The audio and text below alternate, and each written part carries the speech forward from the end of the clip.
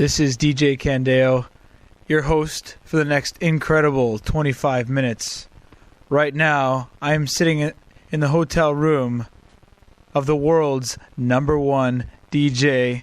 He's breaking down musical barriers, and he is the foremost voice in the electronic dance music industry. This is DJ Tiesto. Hello, how are you? Excellent, man. Excellent.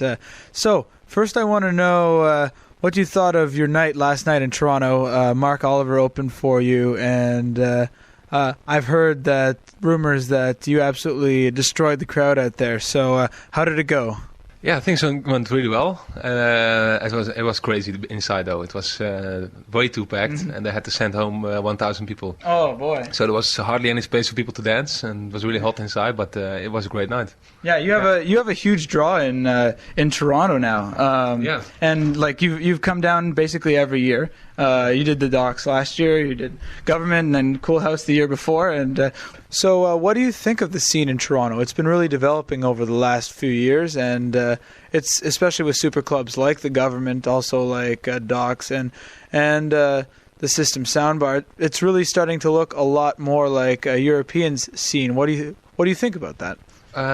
Well, yeah, it's a great scene in Toronto, and I mean, all the people were wearing Tiesto shirts last night. Yeah. It was amazing to see, and yeah, I think trance music is really popular over there. I mean, more popular than anywhere else in North America. I think. For sure. Yeah, so I think Toronto is one of the leading markets for North America.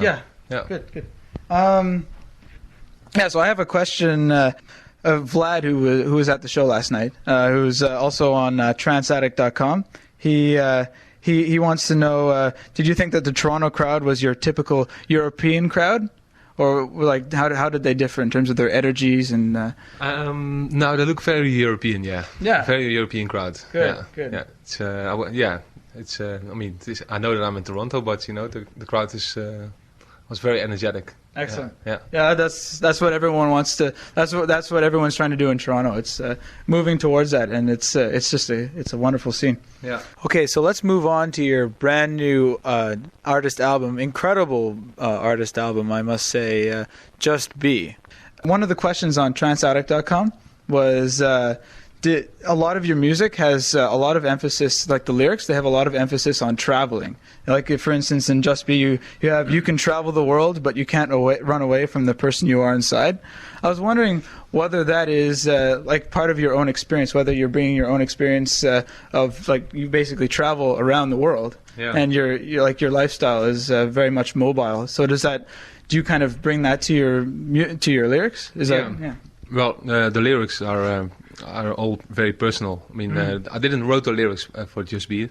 They were written by Kirsty, but when she sent me the lyrics, I was like, yeah, those lyrics, they suit me, you know, because I travel around the world, and, you know, it doesn't matter how famous you are or how rich you are. It's just all about being happy with yourself, and that's the most important thing in life, I think. Yeah.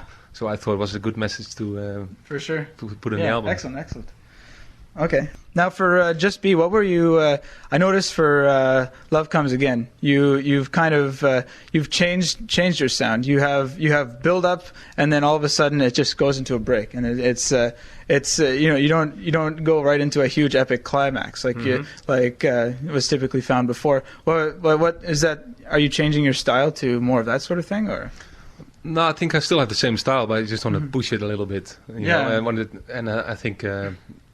Yeah, I want to create music which is still a little bit different, but I still consider it very much trance music, and but it's just slightly different, like Love Comes Again, like Traffic, and 5643, and I think it's nice to mix it up nowadays. You know, it's not just playing not only the epic trance stuff, but also mix it up with other styles. So that's what I try to do on the album as well. Yeah, I must say that Traffic is the ultimate answer to Flight 643. It's just absolutely awesome. There's they're DJ tools to be used. They're just so great to add to a set. Yeah, absolutely awesome. Yeah, that's what I try to do with the album, to make it sound a DJ album. You know, lots of other DJs, they make an album and it sounds different than what they would play. And all the tracks in the album I can play myself, except for You Are and Sweet Misery. Those are a bit out of my reach, but I still like those tracks to listen to. Yeah, wow. Yeah. Absolutely awesome. So a tear in the open. Is it a tear or a tear? A tear in the open. Okay, Yeah. good. I was wondering, that has to be. It was the #1 song on my charts for 3 weeks in a row. Yeah. And it's absolutely, for anyone who's heard it has said it's absolutely brilliant. It's one of the greatest songs we've heard out of the industry. And so basically, like, what was running through your mind when you made that? Like, just explain. Well, it was actually, I opened with it last night in Toronto, and people wonderful. went off. Yeah, people went off on that. Yeah, for sure. And well, the lyrics are from the 15th century. Oh, okay. Yeah, it's from a place called Cork in Ireland. And so it's not, it's a real language that's being spoken. yes, she's actually it's like a crying song. So back in the days, like the 15th century, all the women from Ireland came together to sing about a lost love. Oh, wow. Yeah, because they had a really big war over there, and then a lot of husbands got killed. Mm-hmm. And then they come together every day to, like, it's a complaining, complaining song actually. Yeah. So and this song is about this girl who's lying in her bed every night, dreaming about her husband coming back to her. So she sees him walking back to her every night. A tear in the open. A tear in the open, yeah. Absolutely awesome. And that's why I used the synth as well. It's like like breaking up. Open like, it up, at the end. Yeah. Oh my God. Yeah. Yeah, you have those high peaks. Oh yeah. Oh, those just twist your emotions. It's just absolutely great what you did with that song. Okay, so let's move on to the general electronic music industry. Yeah. You're at the top of the industry. You have. What do you think of, like, with your position comes power and also responsibility, and you do control the industry at least to a certain extent. So where are you trying to direct the industry? How are you trying to what are you trying to do with your position basically? Well, I try to push the borders of trance music a little bit further, and that's. You take a risk with that sometimes because some people like it and other people don't like it. Yeah. They always like the old Tiesto, and I always try to move on a little bit. And but I don't feel like I have all the power of the dance of the scene. I think. I think in general, everybody has a responsibility. And, of course. Yeah. And I think not many DJs are pushing it too much at the moment. It's all scared to do something new, and they come up with the same songs every time. And so what I try to do is always try to play new music and something different, make an impact. I have to say, Magic Journey, that track was absolutely incredible, and hearing what you did with your intro on Just Be. And then, like, you changed your style, and it worked so well. What you did, how you manipulated the orchestral sound into a synth sound, absolutely awesome. Yeah. So thanks. Yeah. Yeah. It was. I like that song. It's one of my favorites of the album because it's such a journey. It's kind of Magic Journey too, but I didn't want to call it Magic Journey 2. Yes. Magic Journey Part 2. Yeah. So that's why, but it's called Forever Today because it's like the feeling what came up to me when I. Heard a classical piece because the classical piece is composed by a classical composer from Holland. Yep. And when I heard it, it's like you're in a winning mood. You have one of those days that everything is going well for you, and that's why it's called Forever Today because you want to capture that moment.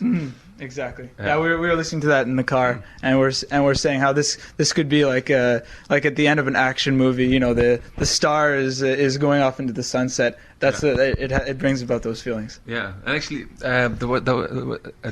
it sounds a bit like the track from the Terminator movie. Yeah.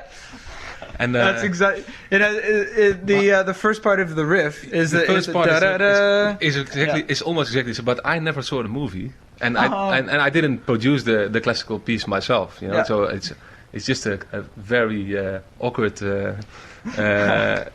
coincidence. And I asked the classical composer, "Hey man, did you watch that movie or what?" Yeah. But he said that he didn't watch it either. But the first two steps are the same, but after that it's totally different. So it's a fantastic song, of course. Okay. In every musical genre, there's always the hero, the musician hero that the fans want to become. Basically, with rock music, it's the musician standing up at the front of the stage playing his guitar. With trance music, every fan wants to become a DJ. basically. Like, what do you do? What happens with that? What do you think about that? Well, it's great, of course. I mean, I think DJs are the new rock stars from this century, and I think you need to produce a lot of music and play your own tracks when you're on the road, because that's what people expect. Yeah. So it makes you a little bit less limited in your set, because when I play somewhere, always people ask me, please play Traffic, please play Love Comes Again. And once you do that, you see the whole club go crazy. Yeah, so and I think that's part of the DJ's rock star kind of feeling, you know. Yeah. So I really like that. I really enjoy that. Mm-hmm. Yeah, with rock musicians, they're made authentic by their guitar. The fact that you can see them playing and strumming their guitar. Yeah. With the DJs, it's the turntables. Mm-hmm. And what do you see evolving from the turntablism? Because the industry is very right now. It's DJs have to play turntables, and it's slowly moving into CDs. Yeah. But how do you see that evolving, especially with new technology such as MP3s? Well, actually, it's evolving very fast at the moment, because with the CDR players you have nowadays, like the Pioneers and the Technics, you see more and more DJs stepping over to CDs, and vinyl scratch is getting popular as well. Mm-hmm.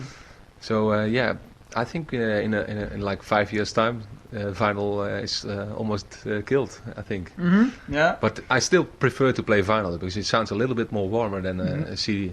A CD sounds very clean digital, you know. And, you don't have the same curves. The same warmth, the depthness. Yeah, exactly. And so as soon as they make a CD player who can has the same depthness as a vinyl, then I think vinyl will be. Well, it's the sampling rates on the CDs. We need a better format for CDs. Yeah. Mm-hmm. So what about Final Scratch? What are your feelings on that? Paul Van Dyk has now switched to Final Scratch. Would you consider using it? Like, how would you feel? How do you feel about it? Yeah. No, I don't really like Final Scratch that much. I mean, I haven't really tested it out, but I mean, for Paul Van Dyk it's good, because he really enjoys it, and for him it works. But it doesn't work for me. I'm more like, I want to have the record or the CD, you know, and I want to feel it. And I mean, I don't want to offend everybody, but if I see somebody with Final Scratch before a crowd, it's like, is he checking his email or is he playing records, you know? And I'm a Final Scratch DJ sometimes, so. No, but it looks really weird when you're in front of the crowd and you do like this. It's just not natural DJing, I think. But I mean, for some people it works, but for me it's just not my thing. No. Yeah. Oh yeah, well it's basically the CDs versus Final Scratch. Especially if you want to play your own tracks and you don't want to have to cut it every time you change it, or every time you make a new track right away, then it's good for that. Yeah.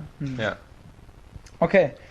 In terms of live performance with the turntables, one of my theories, and one that's shared by my listeners, is that one of the reasons why we're not getting the popularity of trance music in North America is because we have such our ideologies are very much oriented towards seeing a rock musician strumming his guitar and seeing him singing, and whereas you should just see a DJ on his turntables. What do you think about like Junkie XL, like artists that bring up a synthesizer and like play along with music? Like, do you see that as a next step, or? There could be, but I think in general electronic music just sounds better when it's pre-recorded, like mastered in the studio and mixed down and everything, and that's why a lot of people don't go live, because live sounds always less interesting. Yeah. And as soon as that problem is solved, I think more and more people will play live. Yeah. And you're a big fan of having your vocalists come out, of course. Your Kane's performance at in concert was just absolutely how crazy he went up on the stage, and what a crowd response. How did that feel? I just want to know. No, that was great. I mean, I did the mix for him, and he came out, and it broke the night open actually. Yeah. Because before, but he started at 2:30, I think. Mm-hmm. Before that time, everybody was really tense about what's going to happen at night, you know. Yeah. And he just came in there, he performed the song, and then everybody was like, okay, you know. And I like to bring in live performances like vocalists or synths as well, but I'm not yet ready for that. But the vocalist, it's great when she or he can perform live.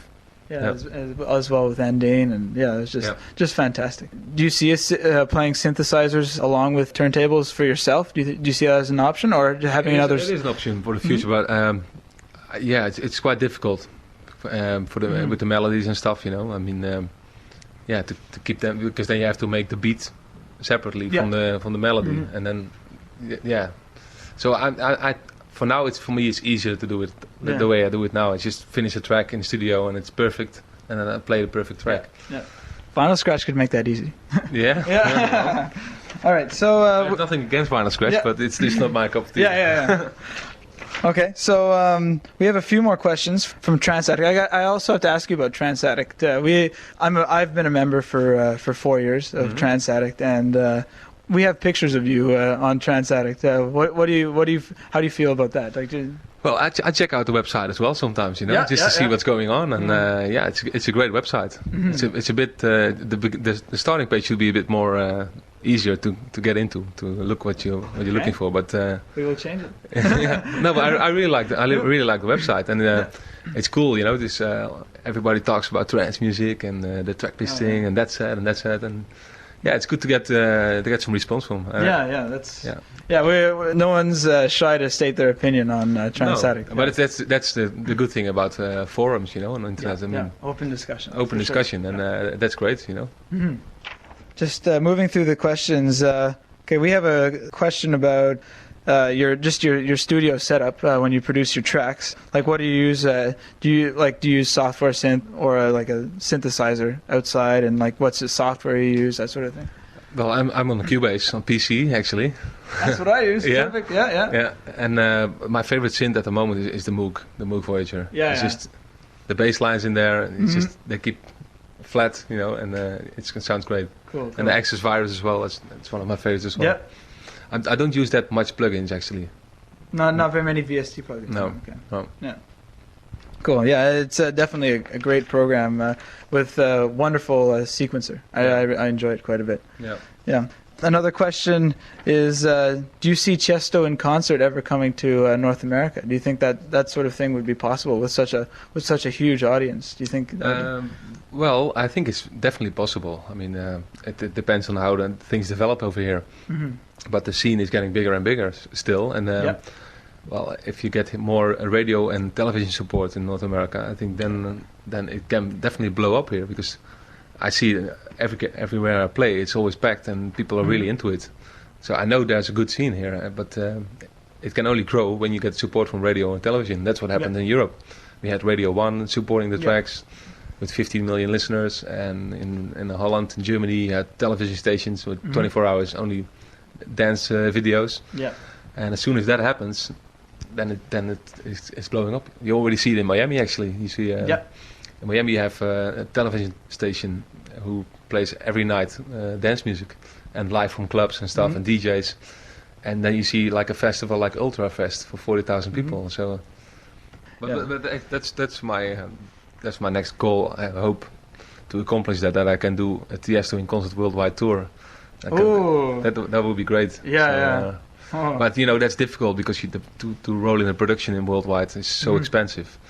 I mean, the whole production in Holland, that was like, I don't know, maybe €500,000 euros. Oh, boy. The whole stage and everything.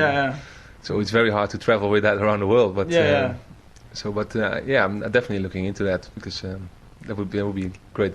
Do you see Toronto as a possible place for that? Yeah, definitely. I mean, maybe at the Dogs. Cool. Nice. A question from DJ Amps off of Amplified Radio. We know all about your DJing, but when you're not DJing, what do you do to relax?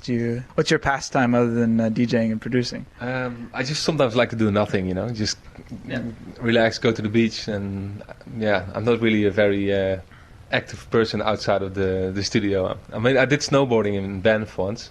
I really like that as well. But, cool. But I don't have much time for stuff like that. So most of the time I just drive with my car, and go to the beach. That's what I really like. Yeah. Cool. Nice. Well, especially with Ibiza. Oh boy. Yeah. I spent a lot of time on the beach over there. Yeah. Yeah, with your residencies. Excellent. Okay, another question from DJ Amps. It's a bit of a broader, overarching question. what do you think has been the biggest effect on electronic dance music in the past few years?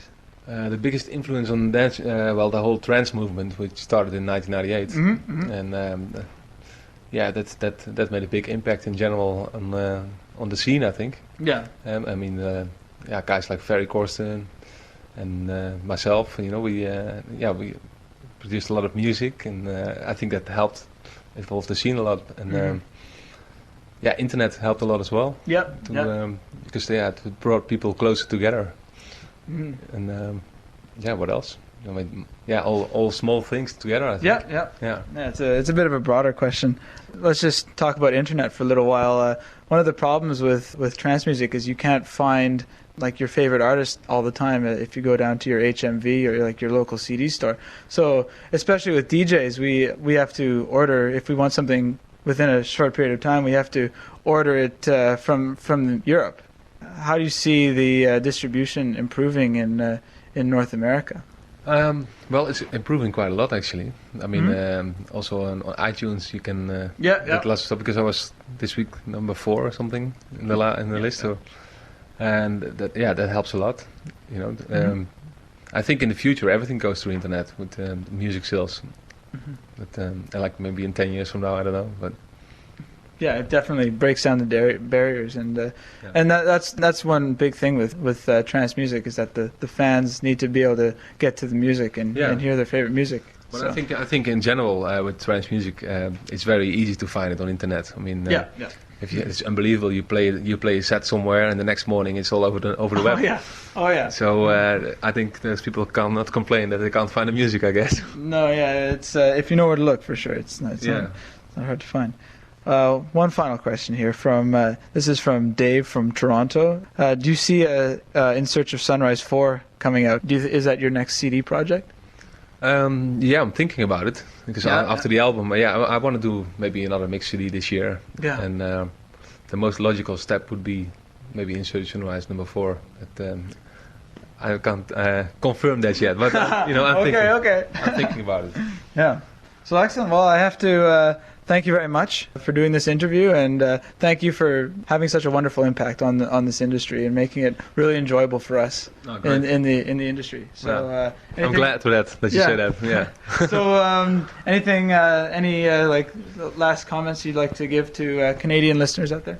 Well, I always enjoy when I'm here in Canada, and I think Toronto is always great to me, and Montreal as well. Mm-hmm. And I haven't been to Ottawa. Yeah. Haven't been. Is that a good scene over there? Or? Yeah, that's where actually I'm from. Yeah. So it's building. We have a lot, like a hard trance following in Ottawa. So and actually Armin is coming down to play on June 30th. So, okay. Yeah. So cool. We have him. Yeah. So we're looking for you to come someday. That would definitely be that would definitely be something. Maybe in the next tour. Eh? Yeah. Cool. Yeah. All right. And I want to thank everybody who was there last night in Toronto, because I never saw so many Tiesto t-shirts in my life on one night. It was just everywhere. Like, it was great. I have to ask you one final question. Montreal. Have you been to Schwartz before? Have you heard of Schwartz? What's that? Well, it's a landmark of Montreal. It's a smoked meat deli shop, and basically every celebrity that comes to town, Janet Jackson, Celine Dion, all of our prime ministers, pretty much, they've all been there. So it's definitely something you don't want to miss out in Montreal. We've got to say, as a visitor of Montreal, you should definitely check it out if you're looking for a meal tonight. Okay. So well, tonight it's not going to happen, but maybe. Tomorrow morning. I could bring you a pound if you'd like, if you want. Okay, what is it? Smoked meat. Oh, excellent. Meat. Yeah, it's absolutely awesome. Yeah, absolutely awful. Yeah. No. Thanks for that, man. But yeah, it is very good. So you should definitely check it out if you do have the chance. Maybe you'll get a pound if you're lucky. If you're very lucky, because it's definitely one of the prides of Montreal. Yeah. So, yeah. Okay. All right. Yeah. So enjoy your set tonight at Aria, and it's great talking to you. Yeah. To you too. Yeah. Okay. So this is DJ Kandaio, host of Transaction in London, Ontario, signing off with this